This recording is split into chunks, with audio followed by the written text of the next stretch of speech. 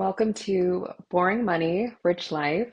I'm your host, Joy Hicks, and today's topic is how I bought my house as a single mom. As I mentioned on the last episode, Trump talked about how he plans to use federally reserved land for real estate developers. Um, as we know, builders are having a hard time, and there's a housing shortage as people don't want to sell their homes because they might have a good interest rate and things like that. So I feel like since we might be hearing a lot about real estate this year, and especially over the next 4 year term, I was like, you know what? I might as well kind of talk about that because it might be helpful. So, I bought my house in June of 2024, which is actually, in my opinion, like kind of crazy. And I'm so proud of myself because I literally bought it by myself. I have a daughter, and so like for us to be able to experience that moment together, I was just super happy. I was also really proud of myself because as we know, like the housing market last year was awful. Like the rates were really horrible last year. So a lot of people were getting anywhere from like 6 to 8% as far as a mortgage rate. It was just very chaotic. And so hopefully we will see kind of like a reduction in housing rates this coming term. Like, if something good can come out, like, I'm hoping that's one of those things. But yes, hopefully, we do see a reduction in the interest rates just because I feel like real estate is a great investment tool. Again, I am not a financial advisor, so definitely consult your own financial advisor, do your own research. But I feel like real estate, as far as wealth creation, is a great way to build wealth. Like families use home ownership to pass down property to the next generation and things like that. And so I do feel like everybody should own a home. Like, this is just my personal opinion because, for one, you can kind of control what you pay in housing a little bit more than you would in an apartment. And then also, if you do care about like generational wealth, it is such a great way, if structured correctly, it's such a great way to not only help yourself, but to help your family as well. So I was very, very blessed and fortunate because although the rates last year were looking at like 6 to 8%, I was able to secure a 4.25%. And in my opinion, I feel like that's good. Like, I don't really see myself refinancing because honestly, like what I pay in my mortgage, people are paying that in rent. So I feel like I really was blessed and God really showed his favor on me because I'm like 4.25, that's not bad because there's people even with 4.5%. So I still got a little bit less than that. Obviously, I didn't get the 2020, twos and threes, but 4% fixed rate mortgage, 30-year mortgage, not bad. I'm fine with it. All right, so let's kind of get into that journey of how I was able to buy a house on my own as a single parent. So, buying a home was really a big goal for me. Like, I'm going to be honest, I really always kind of wanted to be a homeowner just because I come from a family who believes in like education and homeownership. So, like, my grandfather, he owns a lot of real estate and things like that. And so I really admired him. And I just kind of seen the life that he lived, and he was just doing his own thing. He wasn't stressing about money. And I really wanted to kind of position myself the way that he positioned himself. And he was like, you really need to invest in things that people are going to always need.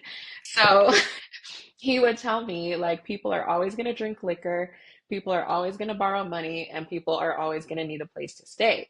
And for him, he felt like real estate was a better option. And that was something that he learned from his older brother. And it was something that I observed watching him. So I would honestly like read books about it.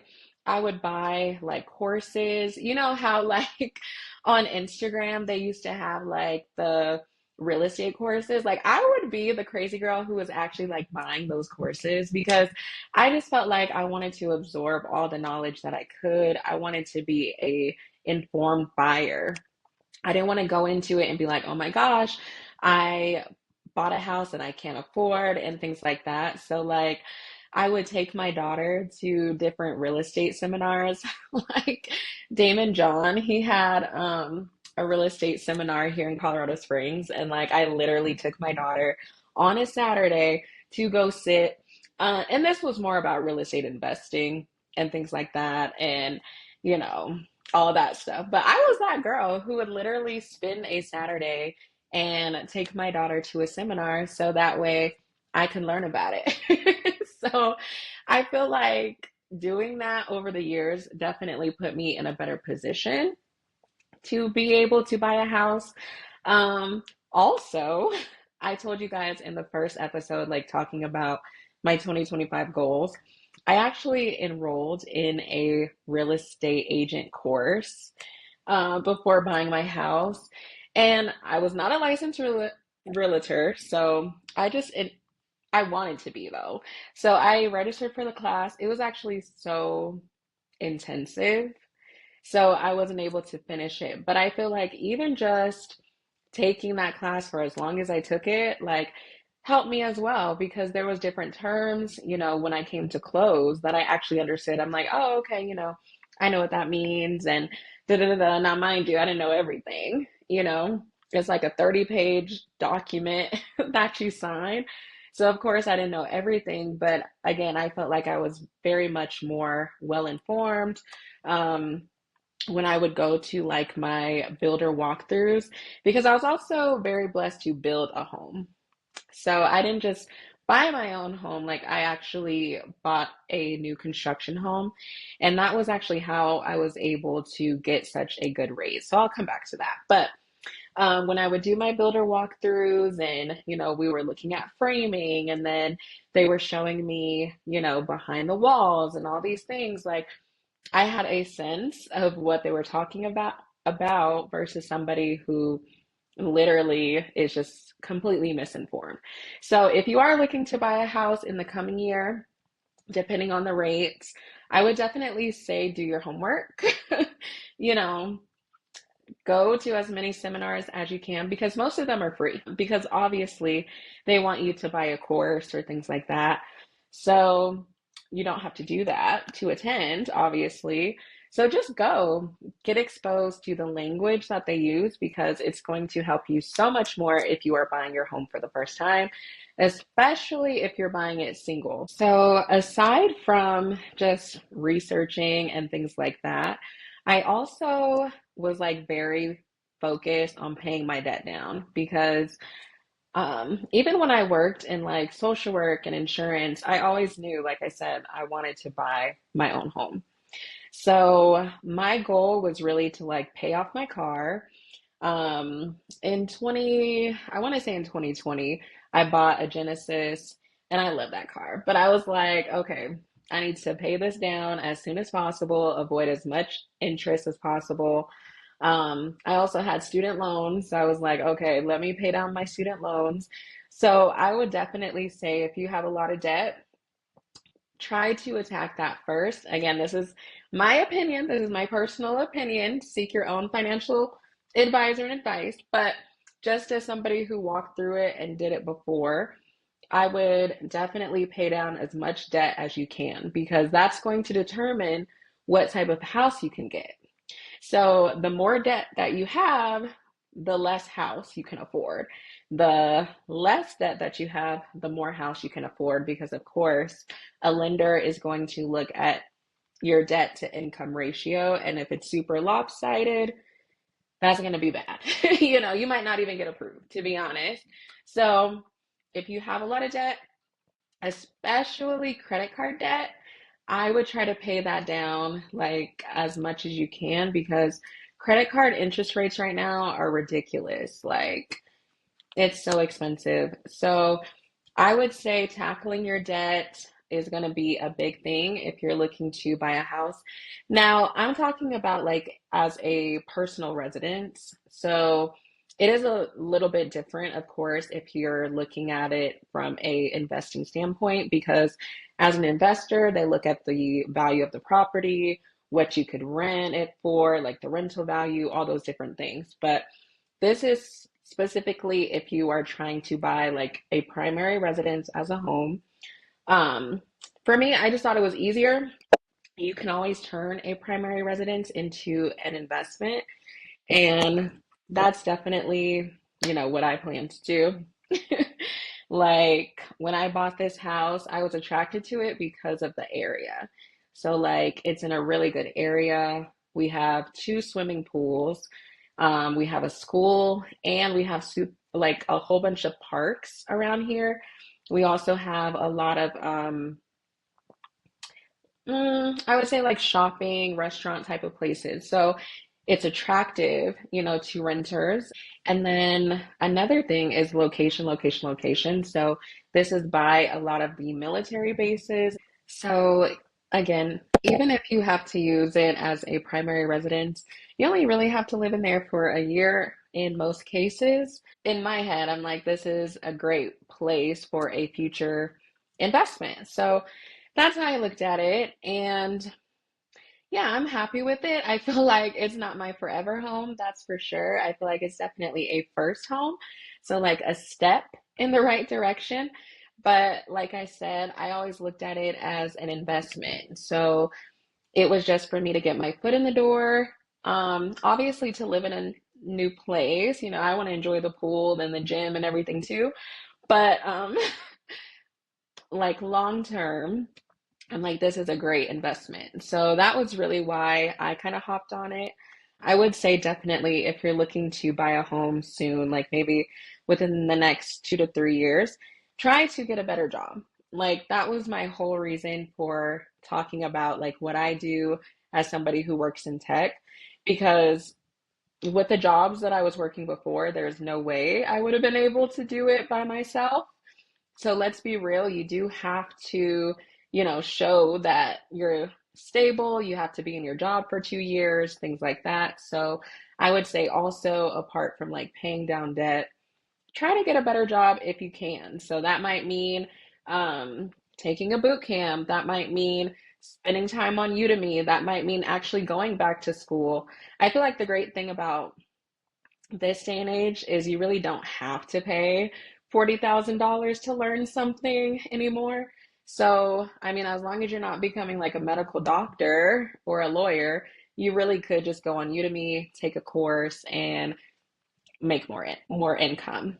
But I would definitely say make sure that whatever market you're in, you make enough to be able to afford that market, or consider looking at other markets. So, like, I'm in Colorado Springs, which is like an hour from Denver. I'll be honest, I was not buying in Denver. Like, not as a single mom. Like, when I get remarried and all of that, when all of that happens and, we bring our money together, then absolutely, well, I don't want to live in Colorado. But I'm just saying I would have that affordability. But Denver has become so expensive, and I don't really know why, because there's really nothing to do here. But like that's something to think of. So maybe if you're in a pretty expensive market, you might have to kind of go to the outskirts where it is a little bit more affordable. Again, just so you can get that house, because honestly, housing is just getting more and more expensive. Like I said earlier in the video, people pay for rent what I pay for my mortgage. And I have a 3-story house. It's not a basement, but I have 3 stories. I have 3 full bedrooms and a flex room. I have a garage, and people are paying what I'm paying. You see what I'm saying? So, like, my house is on the smaller side, but it's still a single family. And people are paying what I'm paying for rent. So, that's why it was really on my heart to kind of like pull the trigger, because I'm like, I wanted to know what my cost just for housing is going to be. I want to know what that is going to be for the next 30 years. Because again, things are only getting more and more expensive. There's companies already projecting that they think we'll have anywhere from like a 1.5 to a 4% increase in housing prices, which are already super expensive. Rates are already so super high.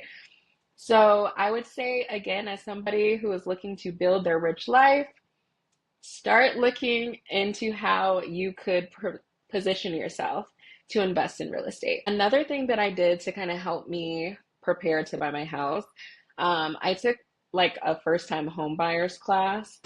And I was kind of outweighing like what it would be to put something down versus get the first time home buyer loan. Um, I would say research it because with the first time home buyer, sometimes it's a second loan against your house. And sometimes they have like different rules. So like um I'm trying to remember the specific requirements for the one that I was looking at, but I know the money that they give you towards the down payment, it was going to be a second loan. I don't think you could use the house as an investment, like it had to stay as residential. Just there's a lot of rules that I felt like were pretty restrictive to me.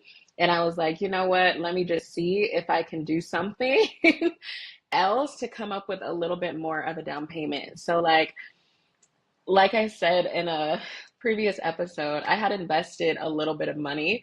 So I took my money out of my investments. Like I borrowed against some retirement. Like I did what I needed to do because I really didn't want to do the first time home buyer. But I feel like if that's what it takes in order for you to get your home, then hey, do it, right? Because we're all different. We all have future goals. There's not one path to get to being rich and having a rich life. So definitely do what works for you. But I would just say know what you're getting into because Denver, they did have a really interesting one. I forget what the fund is called, but they gave you almost like $40,000 towards down payment. But of course, you had to buy in a specific county. And there was also some rules and stipulations on that. There's also sometimes where these properties are in a land trust where you don't even own the land, you only own the structure, which I don't understand how that works. So just understand what you're getting yourself into. I always tell you guys, do your own research. So if you are looking, I would definitely say if there's free money available to you, make sure it's a grant because a grant is the only type of free money. If it is a loan, then just understand what that entails. But I will say the great thing that came out of attending that first time homebuyers class is, like I said, I got a lot of education. Um, but I also was able to get connected with a housing counselor. So this individual, she was great. Like it was absolutely free for me to talk to her, and I pretty much was able to let her know what my credit was, what my income was, how long I was on my job. Like she pretty much looked at everything that a lender would look at, and she gave me advice based on her expertise. And again, it was completely free. And she actually told me that I should have waited a little bit to buy because I was at the point where I had made, like earlier in my 20s, I had made like a little bit of a mistake on my credit, like trial and error. And so when I had spoken with her, I was right at the point where if I waited until 2025 going into 2026, that little mistake would have fallen off my credit because it would have already hit that 7 year mark. And so she was like, well, if you do wait, you'll be in a better position. So I did kind of go against her advice. I was like, well, this is a great opportunity. I can get it now. I'll already have started building some equity and things like that. So, but still, having a free housing counselor who you could talk to get advice, I would definitely say it's worth it. Um, and then she was the one who was kind of telling me, like, if you make a few extra payments, you can pay it down sooner. So we talked about that. So there's definitely a lot of resources out there. to help you. Like, again, you can go to all of these classes for free. You can go to as many as you want. Like, if you have kids, take your kids with you because I mean, to get this information is so great. Like, she was the one who helped me understand like property taxes and how they can increase. And a lot of people didn't realize that if your property tax increases, your payment increases. She was the one who taught me like if you don't pay your HOA, they can foreclose on your home. So, just having that education really helped me to be a more informed buyer. Of course, market things change and, maybe in the future I might need to sell or whatever. But I still feel like I went into that process very educated, very confident, and yeah, just felt lighter because I knew what I was actually getting myself into. I went the new construction route. If rates do kind of stay the same as what they were last year, definitely look at that. But I will say if you get new construction, also make sure you know what you're getting yourself into because sometimes they'll have like these 2-1 buy downs where it's really not a fixed mortgage. It can change and fluctuate. Like mine, I made sure was a 30-year fix. Like I was calling my I was calling I don't even know his official term, but he's pretty much the guy who works with the lender to make sure you can get in your house. Like I was asking him questions. I had my realtor make sure that the property taxes that they were quoting me on my mortgage was what it was after like the other houses around me are built. Like I was serious. And don't be afraid to ask questions. This is your money, this is your future.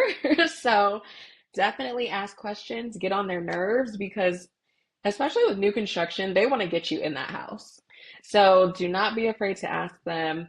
Don't be afraid to work with the realtor because that was another thing. I didn't even have to pay for my realtor. The builder covered the fee for my realtor. So I got to work with a free housing counselor. I got to have some protection with a realtor. So again, there's resources out there to help you. You just have to go out there and look for them. So I always ask you guys at the end, what are some boring things that you can do today to help fuel your rich life? I hope this helped. Be sure to subscribe and thank you for watching.